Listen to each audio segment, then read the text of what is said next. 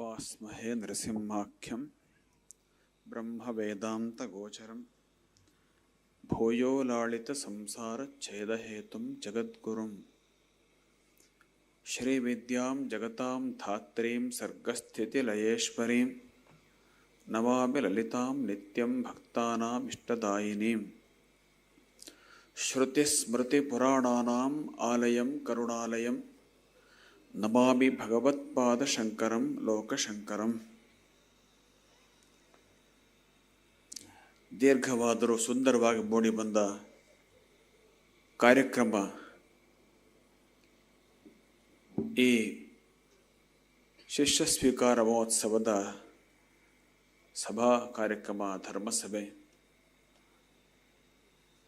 ವೇದಿಕೆಯಲ್ಲಿ ಸಾನ್ನಿಧ್ಯದ ಮೂಲಕ ಎಲ್ಲರ ಮನಸ್ಸನ್ನು ಪುಳಕಿತಗೊಳಿಸಿರುವ ಎಲ್ಲ ಯತಿವರ್ಯಣ್ಯರೇ, ಸಮ್ಮುಖದಲ್ಲಿ ಶ್ರದ್ಧೆಯಿಂದ, ತಾಳ್ಮೆಯಿಂದ, ಭಕ್ತಿಯಿಂದ, ಏಕಾಗ್ರತೆಯಿಂದ, ಇನ್ನೇ ಹೇಳಬೇಕು ಗೊತ್ತಿಲ್ಲ, ಎಲ್ಲ ಸದ್ಭಾವಗಳಿಂದ ಕುಳಿತಿರುವ ಎಲ್ಲ ಆತ್ಮೀಯ ಮಹಾಜನರೇ, ಮಾತೆಯರೇ,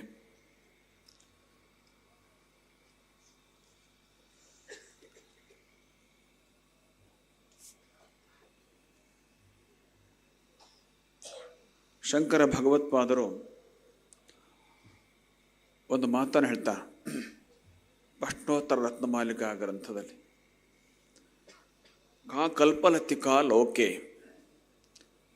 ಸ್ವರ್ಗದಲ್ಲೂ ಒಂದು ಕಲ್ಪಲತಾ, ಕಲ್ಪವೃಕ್ಷ, ಕಲ್ಪಲತ, ಹೀಗೆ ಎರಡು ಅಂತ ಹೇಳ್ತಾರೆ, ಅದು ಉಂಟಂತೆ. ಅದೇ ಈ ಲೋಕದಲ್ಲಿ ಕಲ್ಪಲತಿಕಾ ಯಾವುದು ಅಂತ. ಸಚ್ಚಿಷ್ಯ ಯಾರ್ಪಿತಾ ವಿದ್ಯಾ, ಅರ್ಹನಾದ ಶಿಷ್ಯ ಸಿಕ್ಕು ಅವನಿಗೆ ತಾನು ಕಲ್ತಿರೋ ವಿದ್ಯೆಯನ್ನು ಸಮರ್ಪಣೆ ಮಾಡಿದ್ರೆ ಅದಂಥ ಕಲ್ಪವೃಕ್ಷ ಮತ್ತೊಂದಿಲ್ಲ. ನಮಗಿವತ್ತು ಆ ಧನ್ಯತಾ ಭಾವ ಬರ್ತಾ ಇತ್ತು. ಎಲ್ಲೋ ಒಂದು ಕಡೆ ಓದಿದ ನೆನಪು, ತಾಯಿ ತನ್ನ ಎದೆ ಹಾಲು ತುಂಬಿಕೊಂಡು ಮಗು ಬರೋದನ್ನು ಕಾಯ್ತಾ ಇರ್ತದಂತೆ. ಮಗು ಬಂದು ಅವಚಿಕೊಳ್ಳೋ ಮೊದಲೇ ಹಾಲು ಎದೆಯಿಂದ ಬೀಳಿ ಶುರುವಾಗ್ಬಿಡ್ತದೆ. ಹಾಗೆ ಎಂದು ಒಬ್ಬ ಸಚ್ಚಿಷ್ಯ ಸಿಗ್ತಾನೋ ಅಂತ ಕಾಯ್ತಾ ಇದ್ದಿದ್ದಾಗಿತ್ತು ನಾವು. ಅದು ಸಿಕ್ಕ ಕ್ಷಣ ಇದೆಯಲ್ಲ, ಅದು ಅದ್ಭುತ ಆನಂದ ಉಂಟು ಮಾಡ್ತು.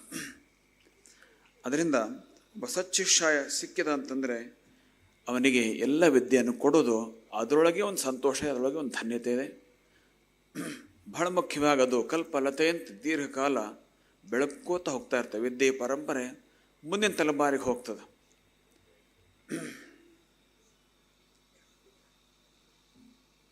ವಿದ್ಯೆಯೇ ಒಂದು ಕಲ್ಪಲತೆ ಅಂತ ಹೇಳ್ತಾರೆ. ಕಿಂ ಕಿಂನ ಸಾಧಯತಿ ಕಲ್ಪಲತೇವ ವಿದ್ಯಾ ಅಂತ.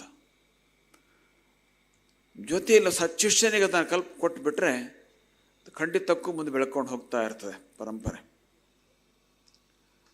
ಆದ್ದರಿಂದ ಅಂಥ ಒಂದು ಸಂತೋಷದ, ಧನ್ಯತೆಯ ಒಂದು ಶಬ್ದದಿಂದ ವರ್ಣಲಿಕ್ಕೆ ಸಾಧ್ಯ ಇಲ್ಲದ ಒಂದು ಭಾವನೆಯಲ್ಲಿ ನಾವಿದ್ದೇವೆ. ಅವರ ಸದ್ಭಾವನೆಗಳನ್ನು, ಶ್ರೀಮದ್ ಆನಂದ ಬೋಧೇಂದ್ರ ಸರಸ್ವತಿ ಸ್ವಾಮಿಗಳ ಸದ್ಭಾವನೆಗಳನ್ನು ನೋಡಿದಾಗ ಮನಸ್ಸಿನ ಒಳಗಿದ್ದ ಎಲ್ಲ ಸದ್ಭಾವನೆಗಳು ಜಾಗೃತ ಆಗ್ಬಿಡ್ತವೆ.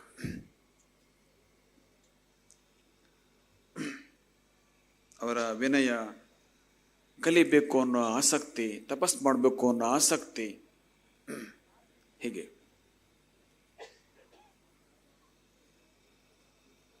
ಅದರಿಂದ ನನಗೆ ನನ್ನ ಗುರುವೃಂದದವರು ಏನೆಲ್ಲ ಕಲಿಸ್ಕೊಟ್ಟಿದ್ದಾರೆ. ಅನೇಕ ಜನ ಗುರುಗಳಿಂದ ನಾನು ಪಾಠ ಕಲ್ತಿದ್ದೀನಿ. ಅವಧೂತ ಎಂಬ ಒಬ್ಬ ವ್ಯಕ್ತಿಯ ಕಥೆ ಬರುತ್ತೆ ಭಾಗವತದಲ್ಲಿ. ಆತ 21ಕ್ಕೂ ಹೆಚ್ಚು ಗುರುಗಳಿಂದ ತಾನು ಪಾಠ ಕಲಿತೆ ಅಂತ ಹೇಳ್ತಾನೆ. ಹಾಗೆ ನನಗೆ ಅನೇಕ ಗುರುಗಳಿಂದ ಒಳ್ಳೊಳ್ಳೆ ವಿಷಯಗಳು ತುಂಬ ಸಿಕ್ಕಿದ್ದಾವೆ. ದಿನಾಲೂ ಅಥವಾ ಆಗಾಗ 2-3 ದಿನಕ್ಕೊಮ್ಮೆ ಆದರೂ ಪಾಠ ಮಾಡೋ ಅಭ್ಯಾಸ ಇದ್ದಿದ್ದರಿಂದ ಸ್ವಲ್ಪ ಅವುಗಳು ನೆನಪಿನಲ್ಲಿ ಇದ್ದಾವೆ.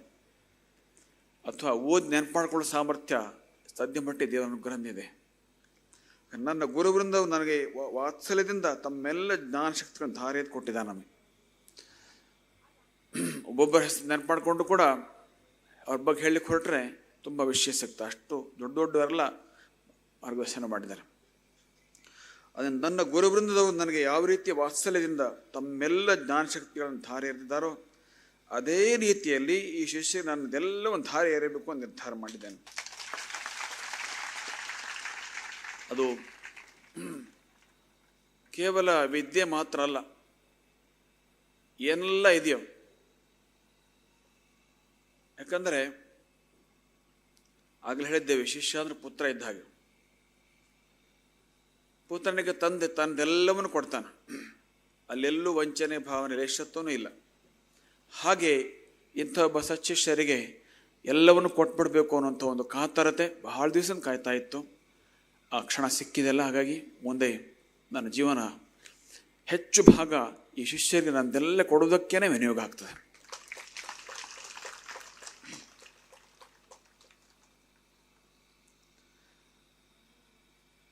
ಕನಸು ಹೇಗಿದೆ ಅಂತಂದರೆ, ಅವರು ಮುಂದೆ ತಮ್ಮ ಶಿಷ್ಯರನ್ನ ನೇಮಕ ಮಾಡೋದು ಕಾಲ ಬರ್ತಾವೆ, ಒಂದಲ್ಲ ಒಂದೇನು.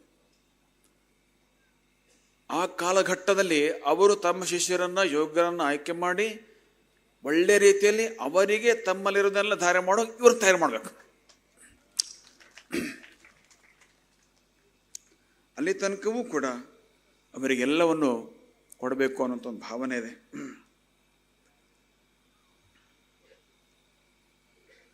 ಅನೇಕರು, ಒಬ್ಬಲ್ಲ ಇಬ್ಬಲ್ಲ, ಅನೇಕ ಪ್ರಶ್ನೆ ಕೇಳಿದ್ರು, ನೀವು ಇಷ್ಟು ಬೇಗ ಶಿಷ್ಯ ಸ್ವೀಕಾರ ಮಾಡೋ ನಿರ್ಣಯಕ್ಕೆ ಬಂದಿದ್ಯಾ ಅದಕ್ಕೆ ಅಂಥೇಳಿ. ಈಗಾಗಲೇ ಅದಕ್ಕೆ ನಾವು ಮಾಧ್ಯಮಗಳ ಮೂಲಕ ಅನೇಕ ಉತ್ತರಗಳನ್ನು ಕೊಟ್ಟಿದ್ದೇವೆ, ಅನೇಕ ಉತ್ತರಗಳಿವೆ ಅದಕ್ಕೆ. ಮೊಟ್ಟ ಮೊದಲ ಉತ್ತರ ಅಂತಂದರೆ, ಒಬ್ಬ ಗೃಹಸ್ಥ ಬೇಗ ಪುತ್ರ ಸಂತತಿಯನ್ನು ಅಥವಾ ಸಂತತಿಯನ್ನು ಬೇಗ ಪಡಿಬೇಕು, ಬೇಗ ವಿವಾಹ ಆಗಬೇಕು ಸೂಕ್ತ ವಯಸ್ಸಿಗೆ, ಮತ್ತು ವಿವಾಹ ಆದ ನಂತರ ಸಂತತಿ ಪಡೆಯಲು ವಿಳಂಬ ಮಾಡಬಾರ್ದು. ಇವತ್ತು ತುಂಬ ಜನ ವಿವಾಹಕ್ಕೂ ವಿಳಂಬ ಮಾಡ್ತಾರೆ, ಸಂತತಿ ಪಡೆಯೋದಕ್ಕೂ ವಿಳಂಬ ಮಾಡ್ತಾರೆ. ಹಾಗಾಗಿನೇ ಸಮಾಜ ಕುಸಿದು ಹೋಗ್ತಾ ಇದೆ. ಹಾಗೆ ಮಾಡಬಾರ್ದು ಅನ್ನೋದು ನಮ್ಮ ನಿತ್ಯ ಸಂದೇಶ. ನೀವೆಲ್ಲ ಶಿಷ್ಯರು ಚಾತುರ್ಮಾಸ ಪ್ರತಿದಿನ ಇದನ್ನು ಕೇಳಿದ್ದೀರಿ. ಹಾಗೆ ಅದೇ ಥರ ಒಬ್ಬ ಗುರು ಒಬ್ಬ ಶಿಷ್ಯನ ಬೇಗ ತಯಾರು ಮಾಡ್ಕೋಬೇಕು. ಹಾಗೆ ಮಾಡಿದ ಏನು ಪ್ರಯೋಜನ? ಆ ತಂದೆಗೆ ತನ್ನ ಗಟ್ಟಿ ಮನಸ್ಸು ಗಟ್ಟಿ ಶರೀರ ಇರುವಾಗಲೇ ಮಗನಿಗೆ ಎಲ್ಲವನ್ನೂ ಮಾರ್ಗದರ್ಶನ ಮಾಡಲಿಕ್ಕೆ ಸಾಧ್ಯ. ಅದೇ ಥರ ಆ ಗುರುವಿಗೆ ತಾನು ಗಟ್ಟಿ ಇರುವಾಗಲೇ ತನ್ನದೆಲ್ಲವನ್ನೂ ಶಿಷ್ಯನಿಗೆ ಕೊಡ್ಲಿಕ್ಕೆ ಆಗ್ತದೆ. ಮುದುಕಾದ ನಂತರ ಮಕ್ಕಳನ್ನ ಪಡೆದ ಏನು ಪ್ರಯೋಜನ ಆಗ್ತದೆ ಹೇಳ್ರಿ? ಅವ್ರು ರಿಟೈರ್ಡ್ ಆದ ಮಗ ಏನು SSLC ಬಂದಿರೋದಿಲ್ಲ. ಹಾಗೆ ಮುದುಕರಾದಂಥ ಶಿಷ್ಯನ ಪರಿಗ್ರಹ ಮಾಡಿದ್ರೆ ಅವನಿಗೆ ಏನು ಮಾರ್ಗದರ್ಶನ ಹೆಚ್ಚು ಮಾಡಲಿಕ್ಕೆ ಆಗೋದಿಲ್ಲ. ಇವತ್ತು ಮಠಗಳು ಹಂಗೆ ಆಗ್ತಾ ಇದೆ. ಅದಕ್ಕೆ ಅನಿವಾರ್ಯತೆ ಕಾರಣವೇನ ಬೇಕು ಅಂತ ಮಾಡೋದಲ್ಲ. ಯೋಗ್ಯ ಜನ ಸಕಾಲದಲ್ಲಿ ಸಿಕ್ಕೋದಿಲ್ಲ. ಆ ಅನಿವಾರ್ಯತೆ ಕಾರಣದಿಂದ ಇವತ್ತು ವೃದ್ಧಾಪ್ಯದಲ್ಲಿ ಶಿಷ್ಯನ ಪರಿಗ್ರಹ ಮಾಡುವಂಥ ಸ್ಥಿತಿ ಬಂದಿದೆ. ಅದೇ ರೂಢಿ ಅಂತ ಅನಿಸಿಬಿಟ್ಟೆ ಜನಗಳಿಗೆ. ಆದರೆ ನಿಜವಾಗಿ ಒಳ್ಳೆಯ ಪ್ರಯೋಜನ ಆಗಬೇಕು ಅಂತಿದ್ದರೆ ಸೂಕ್ತ ಕಾಲದಲ್ಲಿ ಶಿಷ್ಯರನ್ನ ತಗೋಬೇಕು ಮತ್ತು ಎಲ್ಲವನ್ನೂ ಅವ್ರಿಗೆ ದಾರಿಯಾದ ಕೊಟ್ಟು ಸೂಕ್ತ ಕಾಲದ ನಿವೃತ್ತಿಯನ್ನು ಹೊಂದ್ಬಿಡ್ಬೇಕು. ಆ ನಿವೃತ್ತಿಯಲ್ಲಿ ಒಂದು ಸಾರ್ಥಕತೆ ಇದೆ. ನೀವು ರಿಟೈರ್ಮೆಂಟ್ ಹೇಳ್ತಿರಲ್ಲ, ರಿಟೈರ್ಮೆಂಟ್ ಆಗೋತ್ತೆ ನಿಮ್ಗೆ ಏನು ಬಯಕೆ ಇರ್ತದೆ? ನಿಮ್ಮ ಮಗ ಸರಿಯಾದ ಜವಾಬ್ದಾರಿ ತೊಗೊಂಡಿರಬೇಕು ಅನ್ನೋ ಬಯಕೆ ಇರ್ತದೆ ನಿಮಗೆ. ಹಾಗೆಯೇ ನಾವು ನಿವೃತ್ತಿ ಆಗೋ ಹೊತ್ತಿಗೆ ಶಿಷ್ಯರು ಎಲ್ಲ ರೀತಿಯ ಜವಾಬ್ದಾರಿ ತಗೊಳ್ಳೋ ಸ್ಥಿತಿ ಬಂದಿರಬೇಕು. ಅಷ್ಟ ನಾವು ಮಾಡ್ಕೊಂಡು ಅಂತಂದರೆ ಜನ್ಮ ಸಾರ್ಥಕ ಆಗ್ತದೆ. ಮುಂದೆ ಅಧ್ಯಾತ್ಮ ಸಾಧನೆ ಸರಿಯಾಗಿ ಮುಂದೆ ಹೋಗ್ತದೆ. ಇಲ್ಲಾಂದರೆ ಇಳಿ ವಯಸ್ಸಿನ ಚಿಂತೆಗಳೇ ಕಾಡ್ತಾ ಇರ್ತವೆ. ಹಾಗಾಗಿ ಸೂಕ್ತ ವಯಸ್ಸಿ ಇದು ಶಿಷ್ಯನ ಸ್ವೀಕಾರ ಮಾಡಬೇಕು ಅನ್ನೋ ನಿರ್ಧಾರಕ್ಕೆ ನಾವು 5 ವರ್ಷ ಹಿಂದೆನೇ ಬಂದಿದ್ದೇವೆ. ಹುಡುಕಾಡ್ತಾ ಇದ್ದೇವೆ. ಹುಡುಕಾಡಿ ಘಟ್ಟ ಕುಟ್ಯಾಂ ಪ್ರಭಾತಿ ಅಂತ ಹೇಳ್ತಾರೆ ಸಂಸ್ಕೃತದ ಒಂದು ಗಾದೆ ಮಾತು. ಎಲ್ಲ ಸುತ್ತ ಮತ್ತೆ ಬಂದಿದ್ದು ಸುಖದ ಕಟ್ಟೆಗೆ ಅಂತ. ಹಾಗೆ ತುಂಬ ಹುಡುಕಾಡಿದ್ದು ಕೊನೆಗೆ ಹತ್ತಿರ ಇದ್ದ ವ್ಯಕ್ತಿ ಅತ್ಯಂತ ಯೋಗ್ಯ ಅಂತ ಗೊತ್ತಾಗಿದ್ದು ಬಹಳ ರೋಮಾಂಚಕಾರಿ ವಿಷಯ.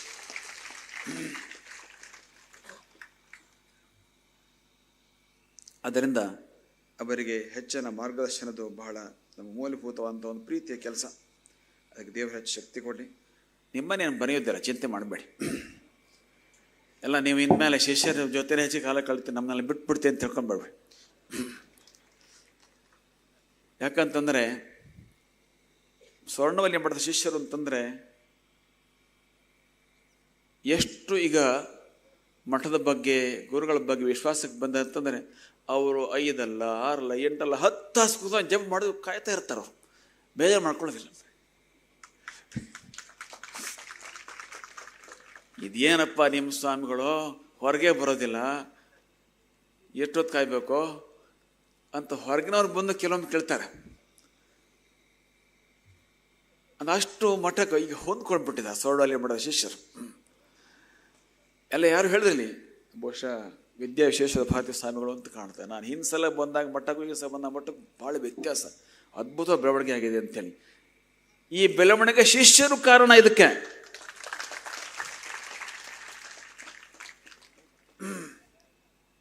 ಇಷ್ಟೊಂದು ಕಾರ್ಯಕ್ರಮ ಅದ್ಭುತವಾಗಿ ನಡೀತಲ್ಲ, ಇದಕ್ಕೆ ಕಾರಣ ಶಿಷ್ಯರು.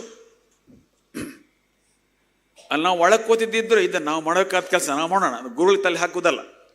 ಹೀಗೆ ಹೇಳ್ಕೊಂಡು ಮುಂದೆ ನಿಂತು ಮಾಡ್ಕೋತ ಹೋಗ್ತಾರೆ. ಬಂದ ಸಮಸ್ಯೆನ ತಾವು ಎದುರಿಸ್ತಾ ಹೋಗ್ತಾರಲ್ಲ. ಈ ಮನಸ್ಥಿತಿಯ ಶಿಷ್ಯರು ಇರೋದ್ರಿಂದ ಸುವರ್ಣವಲ್ಲಿ ಎಂಬಟ ಇವತ್ತಿಷ್ಟು ಬೆಳೆದಿದೆ. ಬೇರೆ ಏನು ಕಾರಣ ಅಲ್ಲ ಅಂತ ನಾನು ಹೇಳ್ತಿರ್ಬೇಕು. ಅದರಿಂದ ನಿಮ್ಮನ್ನು ನಾವು ಬಿಡಲಿಕ್ಕೆ ಆಗೋದಿಲ್ಲ. ಆದರೆ ನಿರ್ವಹಿಸುವ ರೀತಿ ಬೇರೆ ಆಗ್ಬೋದು. ಯಾಕಂದ್ರೆ ಸ್ವಲ್ಪ ಅನುಭವ ಬಂದಿದೆ. ಈಗ ವ್ಯವಹಾರ ನಿರ್ವಹಿಸೋದು ಹೇಗೆ, ಸಮಾಜವನ್ನು ನಿರ್ವಹಿಸೋದು ಹೇಗೆ, ಸಾಮಾಜಿಕ ಸಮಸ್ಯೆಗಳನ್ನು ಎದುರಿಸೋದು ಹೇಗೆ, ಸ್ವಲ್ಪ ಅನುಭವ ಬಂದಿದೆಯಲ್ಲ. ಹಾಗೆ ನಿರ್ವಹಿಸುವ ರೀತಿ ಬೇರೆ ಆಗ್ಬೋದು ಅಷ್ಟೇ. ಅದೇನು ದೂರ ಆಗುವಂಥ ಸಮಸ್ಯೆ, ದೂರ ಆಗುವಂಥ ಪ್ರಶ್ನೆ ಇಲ್ಲ. ಯಾರು ಕೇಳ್ತಾ ಇದ್ರು ನೀವು ಹೊಸ ಶಿಷ್ಯನ ತಂದಿದ್ದೀರಿ ಎಲ್ಲ ತಪಸ್ಸಿಗೆ ಹೋಗ್ಬಿಡ್ತೀರ, ಹಂಗೆ ಬಿಡ್ಲಿಕ್ಕೆಲ್ಲ ತಪಸ್ಸು ಮಾಡಬೇಕು ಅಂತ ಇದೆಯಪ್ಪ, ಆದರೆ ಬಿಟ್ಟಿಗೆ ಹೋಗ್ಬೇಕು ಅಂತ ಆಲೋಚನೆ ಇಲ್ಲ. ಇದ್ದು ಸಾಧಿಸ್ಬೇಕು. ಅದರಿಂದ ಈ ಮುಂದಿನ ಜೀವನದಲ್ಲಿ ಶಿಷ್ಯಹಿತದ ಚಿಂತನೆ ಅದೇನು ಕಡಿಮೆ ಆಗೋದಿಲ್ಲ. ದೇವರ ಅನುಗ್ರಹದಿಂದ ಅದು ಎಲ್ಲಿಂದನೂ ಬಂತು. ಒಂದು ಭಗವದ್ಗೀತಾ ಅಭಿಯಾನ ಒಂದು ಮನಸ್ಸಿನೊಳಗೆ ಎಲ್ಲ ಶಿಷ್ಯರ ಸಹಕಾರದಿಂದ, ಜನತೆಯ ಸಹಕಾರದಿಂದ ಹೆಂಗೂ ಜೋರಾಗಿ ಬೆಳೀತಾ ಇದೆ. ಸಮಾಜ ಏನು ಕರಿತಾನೆ ಇದೆ. ಸಾಕಪ್ಪ ನಿಲ್ಲಿಸಿ ಅಂತ ಯಾರೂ ಹೇಳಿಲ್ಲ. ಬನ್ನಿ ಬನ್ನಿ ಬನ್ನಿ ಅಂತ ಹೇಳ್ತಾ ಇದ್ದಾರೆ. ಇದರಿಂದ ಇಂಥ ಒಳ್ಳೆ ಕೆಲಸ ಮಾಡೋಕೆ ಒಂದು ದೇವರು ಪ್ರೇರಣೆ ಕೊಟ್ರಲ್ಲ, ಮಾಡ್ತಾ ಹೋಗೋದು ಅದೊಂದು ರೀತಿಯ ಕಾಯಕ. ಹಾಗಾಗಿ ಒಂದು ಕಡೆ ಶಿಷ್ಯ ಮಾರ್ಗದರ್ಶನ, ಇನ್ನೊಂದು ಕಡೆ ಸಮಾಜ, ಇವೆರಡೂ ಕೂಡ ನಮ್ಗೆ 2 ಕಣ್ಣು ಎದ್ದ ಹಾಗೆ ಮುಂದಿನ ದಿನಗಳು ಮುಂದುವರಿತದೆ. ಈ ಸಂದರ್ಭದಲ್ಲಿ ವೇದಿಕೆಯನ್ನು ಬಹಳ ಸುಂದರವಾಗಿ ಅಲಂಕರಿಸಿಟ್ಟಿದ್ದಾರೆ. ಗುಡಿಸಲಿನ ಒಳಗೆ ನಮ್ಮೆಲ್ಲ ಕೂರಿಸಿದ್ದಾರೆ. ಈ ಗುಡಿಸಲು ಯಾತಕ್ಕೆ? ಸಮಾಜದ ಅಜ್ಞಾನ ಕಸವನ್ನು ಗುಡಿಸಲು. ಅಜ್ಞಾನ ಎಂಬ ಕಸ ಹರಡ್ಕೊಂಡಿದೆ ಸಮಾಜದಲ್ಲಿ. ಅದು ಗುಡಿಸ್ಲಿಕ್ಕೆ ಜ್ಞಾನಿಗಳೇ ಬೇಕು. ಇವೆಲ್ಲ ಜ್ಞಾನಿಗಳು ಬಂದಿದ್ದಾರೆ ಆ ಮಾರ್ಗದಲ್ಲಿರುವವರು. ಹಾಗೆ ನಮ್ಮೆಲ್ಲರ ಕರ್ತವ್ಯ ಏನಪ್ಪ ಅಂದ್ರೆ ಅಜ್ಞಾನ ಎಂಬ ಕಸವನ್ನು ಗುಡಿಸಿ ಹಾಕಿ, ತೆಗೆದು ಹಾಕಿ ಈ ಸಂದೇಶವನ್ನು ಕೊಡ್ತಾ ಇದೆ. ಭಾಳ ಅದ್ಭುತವಾಗಿ ಕಟ್ಟಿದ್ದಾರೆ ಕಾರ್ಯಕರ್ತರು. ಹಾಗೆ 5 ದಿನಗಳ ಕಾರ್ಯಕ್ರಮವನ್ನು, ವೈದಿಕ ಕಾರ್ಯಕ್ರಮಗಳನ್ನು ಭಾಳ ಸುಂದರವಾಗಿ ನಿರ್ವಹಿಸಿಕೊಟ್ಟಿದ್ದಾರೆ ವೈದಿಕರು. ಈ ಸಂದರ್ಭದಲ್ಲಿ ಒಂದು ಸಂಗತಿಯನ್ನು ಉಲ್ಲೇಖ ಮಾಡಬೇಕಾಗ್ತದೆ. ಕಾಂಚಿ ಮಠದ ಶ್ರೀಗಳವರು ನಮ್ಮ ಮೇಲಿನ ಅಭಿಮಾನದಿಂದಾಗಿ ಎಷ್ಟೊಂದು ಸಹಕಾರ ಕೊಟ್ಟರು. ನಾವು ಅವ್ರು ಕೇಳ್ಕೊಂಡು ಒಬ್ಬ ಯತಿಗಳನ್ನ ಕಳಿಸ್ಕೊಡಿ ಅಂತ. 3 ಬ್ರಹ್ಮ ವಿಷ್ಣು ಮಹೇಶ್ವರ ಬಂದಾನೆ. ಏನಾದರೂ ಕಾರ್ಯಕ್ರಮ ಸಮಸ್ಯೆ ಬರುವ ಒಬ್ಬ ಪಂಡಿತನ ಕಳಿಸ 5-6 ಜನ ಪಂಡಿತರೇ ಬಂದ್ರಿ ಈ ಕಡೆ.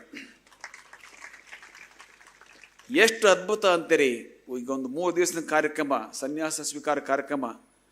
ವಿಶೇಷವಾಗಿ ನಮ್ಮ ಶಿಷ್ಯರಿಗೆ ಕಾರ್ಯಕ್ರಮ ಚೊಕ್ಕಾಗಿ ಶ್ರದ್ಧೆಯಿಂದ ಆಗಬೇಕು ಅನ್ನೋ ಪ್ರೀತಿ ಇದೆ ಬಹಳ. ಹಾಗಾಗಿ ಆ ಮುಗ್ಧ ಮನಸ್ಸಿಗೆ ಸ್ವಲ್ಪ ಬೇಸರ ಆಗಬಾರ್ದು, ಅತೃಪ್ತಿ ಆಗಬಾರ್ದು. ಜೀವನದಲ್ಲಿ ಇನ್ನೊಮ್ಮೆ ಕಾರ್ಯಕ್ರಮ ಅವ್ರಿಗೆ ಇಲ್ಲ. ಸನ್ಯಾಸ ಸ್ವೀಕಾರ ಆದ್ಮೇಲೆ ಇನ್ಮೇಲೆ ಈ ಕಾರ್ಯಕ್ರಮ ಮತ್ತೆ ಮಾಡಕ್ಕೆ ಬರೋದಿಲ್ಲ. ಹಾಗಾಗಿ ಈ ಕಾರ್ಯಕ್ರಮ ಅವರ ಮನಸ್ಸಿಗೆ ಅತ್ಯಂತ ತೃಪ್ತಿದಾಯಕ ಆಗಬೇಕು ಅಂತ ನಮ್ಮ ಮನಸ್ಸಿಗೆ ಬಹಳ ಇತ್ತು. ಇದಕ್ಕೇನಪ್ಪ ಚಿಂತನೆ? ನಾವು ಕೇಳ್ಕೊಂಡೆ ಒಂದು ಯತಿಗಳನ್ನ ಕಳಿಸ್ಕೊಟ್ರಿ, ಅನುಭವ ಯತಿಗಳನ್ನ ಕಳಿಸ್ಕೊಂಡು 3 ಜನ ಬಂದರು ಅದಕ್ಕಾಗಿ. ಹಾಗೆ ಯಾರು ಪಂಡಿತರನ್ನ ಕಳಿಸ್ಕೊಟ್ರಿ, 4-5 ಜನ ಪಂಡಿತರು ಬಂದು ಪೂರ್ತಿ ಜೊತೆಲಿ ಕೂತ್ಕೊಂಡು ಅಷ್ಟು ಕಾರ್ಯಕ್ರಮ ಮಾಡಿದ್ರು. ಏನು ನಿರೀಕ್ಷೆ ಅಲ್ಲ, ಕಂಚಿ ಗುರುಗಳ ಆದೇಶ ಇದೆ, ನಾವು ಬಂದಿದ್ದೇವೆ. ಹಾಗಾಗಿ ಈ ಸನ್ಯಾಸಾಶ್ರಮ ಸ್ವೀಕಾರದ ಕಾರ್ಯಕ್ರಮ ನಮಗೂ ನಾವು ಹೆಜ್ಜೆ ಹೆಜ್ಜೆಗೆ ಕೇಳ್ತಾ ಇದ್ದೀವಿ ನಮ್ಮ ಶಿಷ್ಯರನ್ನು. ಏನಪ್ಪ ಸಮಾಧಾನ ಐತೆ, ತೃಪ್ತಿ ಐತೆ ಹೇಳ್ತೇವೆ. ಹಂತ ಹಂತದಲ್ಲಿ ಕೂಡ ತೃಪ್ತಿಯ ಭಾವನೆ ಅವ್ರು ವ್ಯಕ್ತಪಡಿಸ್ತಾ ಬಂದಾರೆ. ಹಾಗಾಗಿ ಈ ಕಾರ್ಯಕ್ರಮದಲ್ಲಿ ಸದ್ಯತೆಗೆ ಕಂಚಿ ಮಾಡಿ ಬಂದಿರುವ ವಿದ್ವಾಂಸರ ಒಂದು ಸಹಕಾರ ಬಹಳ ಅಮೂಲ್ಯ ಅಂತ ನೆನಪು ಮಾಡ್ಕೊಳ್ತಾ ಇದೆ. ಅನೇಕ ಜನ ಈ ಭಾಗದ ವೈದಿಕರು ಕೂಡ ದೊಡ್ಡ ದೊಡ್ಡ ಕಾರ್ಯಕ್ರಮಗಳನ್ನ ಈ ಸಂದರ್ಭದಲ್ಲಿ ನಿರ್ವಹಿಸಿದ್ದಾರೆ. ಬಹಳ ಮುಖ್ಯವಾಗಿ ಕಾರ್ಯಕರ್ತೆಯರು ಅಪಾರ ಸಂಖ್ಯೆಯ ಜನಗಳು ಬರ್ತಾ ಇರಬೇಕಾದ್ರೆ ಅವರಿಗೆಲ್ಲ ವ್ಯವಸ್ಥೆ ಮಾಡಬೇಕಲ್ಲ. ಇಲ್ಲಿ ಅನೇಕ ತೊಡಕುಗಳು, ಎಲ್ಲವನ್ನು ಒಂದೇ ಕಡೆ ಮಾಡೋಕ್ಕೆ ಜಾಗ ಇಲ್ಲ. ಮಠ ಇರೋದು ಅಷ್ಟು ದೂರದಲ್ಲಿ, ಊಟದ ಚಪ್ಪರ ಇಷ್ಟು ದೂರದಲ್ಲಿ, ಯಾಗಶಾಲೆ ಇರೋದು ಇನ್ನೊಂದು ಕಡೆ. ಈ ಸ್ಥಿತಿಯಲ್ಲಿ ಎಲ್ಲವನ್ನು ಸಮನ್ವಯದಲ್ಲಿ ಇಟ್ಟುಕೊಂಡು ಕಾರ್ಯಕ್ರಮವನ್ನು ನಿರ್ವಹಿಸಿಕೊಟ್ಟಿದ್ದಾರೆ ಕಾರ್ಯಕರ್ತರು. 1100ಕ್ಕೂ ಹೆಚ್ಚು ಜನ ಕಾರ್ಯಕರ್ತರು ದುಡಿದಿದ್ದಾರೆ ಇದರೊಳಗೆ. ಬಹುಶಃ ಇನ್ನೂ ಹೆಚ್ಚಿಗೆ ಸಂಖ್ಯೆ ಇರ್ಬೋದು. ನೆನಪಿರುವ ಅಂಕೆ ಮೇಲೆ ಹೇಳ್ತಾ ಇದ್ದೇನೆ. ಅವರಿಗೆಲ್ಲ ಅನೇಕ ದಿನಗಳ ನಿದ್ರೆ ಇಲ್ಲ. ಬಹುಶಃ ನಿನ್ನೆ ರಾತ್ರಿ ಅಂತೂ ಯಾರೂ ಕಾರ್ಯಕರ್ತ ನಿದ್ದೆ ಮಾಡಲಿಲ್ಲ. ನಾಳೆ ಕೊನೆಯ ದಿವಸ ಎಷ್ಟು ಜನ ಆಗ್ತಾರೋ ಅರ್ಥ ಆಗೋದಿಲ್ಲ, ಅಂದಾಜು ಮಾಡೋಕ್ಕಾಗೋದಿಲ್ಲ. ಹೆಂಗೆ ಮಾಡಬೇಕು? ಈ ಸ್ಥಿತಿಯಲ್ಲಿ ದುಡಿದಿದ್ದಾರೆ.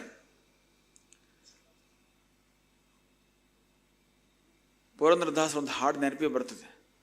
ಸರ್ಕರೆ ತುಪ್ಪದ ಕಾಲುವೆ ಹರಿಸಿ ಶುಕ್ರವಾರದ ಪೂಜೆ ವೇಳೆಗೆ ಅಂತೇಳಿ ನಮ್ಮ ಮಾತೆಯರು ತುಪ್ಪದ ಕಾಲುವೆಯನ್ನು ಹರಿಸಿದ್ದಾರೆ. ಇಲ್ಲಿ ಶುಕ್ರವಾರ ನೀವು ನೋಡ್ಬೋದಿತ್ತು ಅಲ್ಲಿ ಅಡುಗೆ ಮನೆ ಇದೆ. ನಾವು ಕೇಳ್ಕೊಂಡಿದ್ದೇನಪ್ಪ ಅಂದ್ರೆ ಒಬ್ಬೊಬ್ಬ ಮಾತೆಯರು ಒಂದು 100 ಗ್ರಾಮ್ ತುಪ್ಪ ಮಾಡಿಕೊಡ್ರಪ್ಪ ಅಂಥೇಳಿ ದೊಡ್ಡ ಹರಿಸ್ಬಿಟ್ಟಿದ್ದಾರೆ. ಪ್ರತಿಯೊಂದು ಮಾತೆಯೊಂದು ತುಪ್ಪ ಕಳಿ ತಂದು ಕೊಟ್ಟಿದ್ದಾರೆ. ಬಹುಶಃ ಇನ್ನು ಅನೇಕ ದಿನಗಳ ಕಾಲ ಇಲ್ಲಿ ಯಾವ ಹೋಮಕ್ಕೂ ಕೊರತೆ ಆಗೋದಿಲ್ಲ. ಹಾಗಾಗಿ ಮಾತೆಯರ ಸಹಕಾರ ಇಲ್ಲಿ ಬಹಳ ಕೆಲಸ ಮಾಡಿದೆ.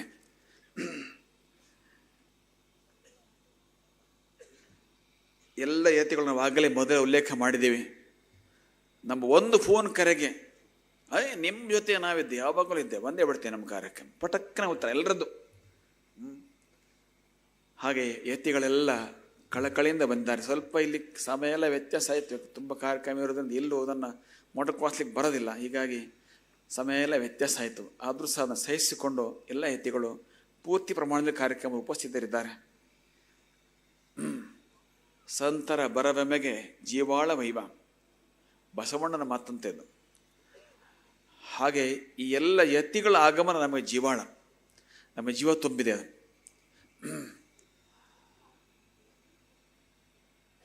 ಇವತ್ತಿನ ವಾತಾವರಣದಲ್ಲಿ ಒಂದು 4 ಜನ ರಾಜಕಾರಣಿಗಳನ್ನ ಕರೆದು ಒಂದು ಸಭೆ ಚೆನ್ನಾಗಿ ಮಾಡ್ಬೋದು. ಆದರೆ ಯತಿಗಳು ಬಂದಾಗೋ ಕಾರ್ಯಕ್ರಮಕ್ಕೂ ಅದಕ್ಕೆ ಏನು ಭಾಳ ದೊಡ್ಡ ಅಂತರ ಇದೆ. ಇವತ್ತು ತೋರಿಸ್ಕೊಡ್ತಾ ಇದೆ ಇಲ್ಲಿ ಕೂತಿರುವಂಥ ಯತಿಗಳು.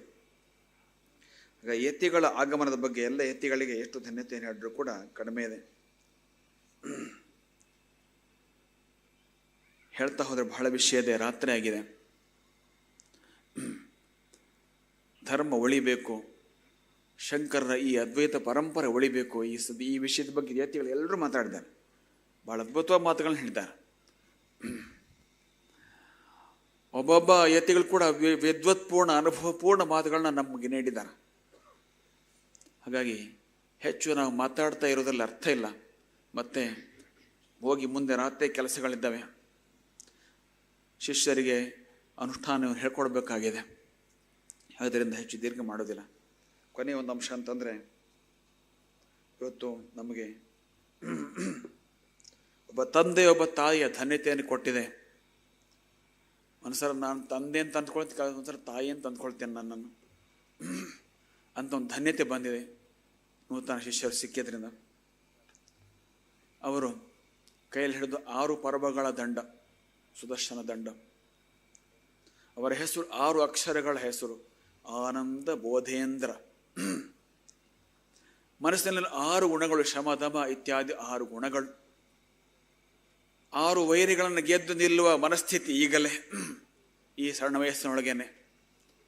ಹಾಗಾಗಿ ಇಂಥ ಧನ್ಯತೆ ಮತ್ತೊಂದಿಲ್ಲ.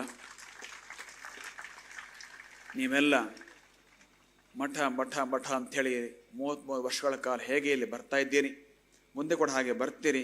ಮುಂದೆ ನಮ್ಮ ಕಾಲಾನಂತರ ಅವರಿಗೆ ಕೂಡ ಅದೇ ರೀತಿ ಸಹಕಾರ ಕೊಡ್ತೀರಿ, ಕೊಡಬೇಕು ಅಂತೇಳಿ ಹೇಳ್ತಾ, ಈ ಕಾರ್ಯಕ್ರಮಕ್ಕೆ ಕಂಚಿ ಶ್ರೀಗಳವರು ಮತ್ತು ಶೃಂಗೇರಿ ಶ್ರೀಗಳವರು ತಮ್ಮ ಅತ್ಯಂತ ಕಳಕಳಿಯ, ಪ್ರೀತಿಯ, ಆತ್ಮೀಯತೆಯ ಸಂದೇಶಗಳನ್ನು ಕೊಟ್ಟಿದ್ದಾರೆ.